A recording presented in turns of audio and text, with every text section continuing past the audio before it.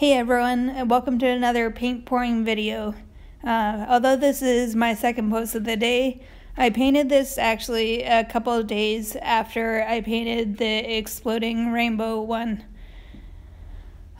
This painting took a fair amount of time to do as well. It was one of those ones where I did some of it and then I went away and I thought about it and it was bugging me, so I went back to it and went away again. And after the exploding rainbow incident, I decided to go back a third time, and I actually managed to get it to a point where I was really happy with the outcome. So that was a nice little lesson learned, that I can actually get paintings to a point where I'm pleased with it if I just keep on working away. Usually. Anyways, so I'm still trying to find a sweet spot with how much paint to put on the canvas when I'm doing these spin paintings. I think that I put a little too much paint on this time around. I really prefer to have more negative space on my paintings than I have right there.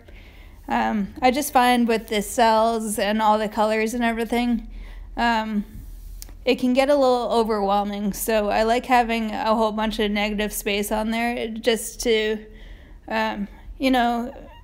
train the eye to look at the things that are cool and just not be super overwhelming.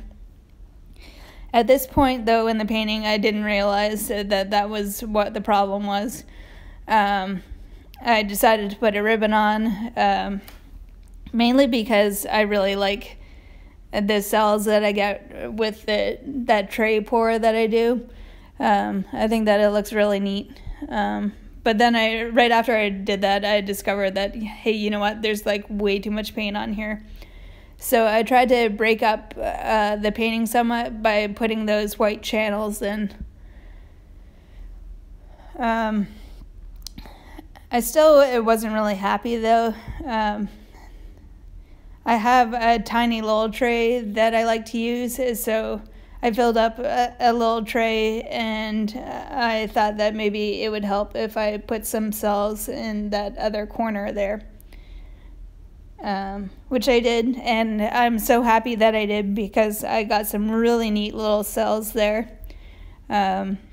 So I was quite pleased with how well I got rid of that one part. I thought I did it rather seamlessly, and that that negative space was always there. I knew immediately that was the right call, even though there was a lot of really neat cells in the bit that I swiped away.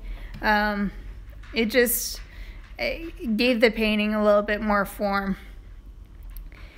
Although I still wasn't quite happy with it, there was something missing. So I went back, and that was actually really hard for me to swipe across like that, but I really wanted to save the painting. I am so glad that I swiped it like I did there. I think that those thinner lines kind of gave the painting the contrast that it needed. It was a little too bulky before, and I think that these little wispy antenna-like little details really just gave the painting the contrast that it needed. So anyways, I think that's about it in terms of explaining why I did stuff to this painting. I'm going to show you a close-up right about here of some of my cells. I think that with those last two swipes that I did, I got some of the most interesting cells that I've ever made, in my opinion. Especially that little red one there. I love that guy. I also love those little cells on the antennas.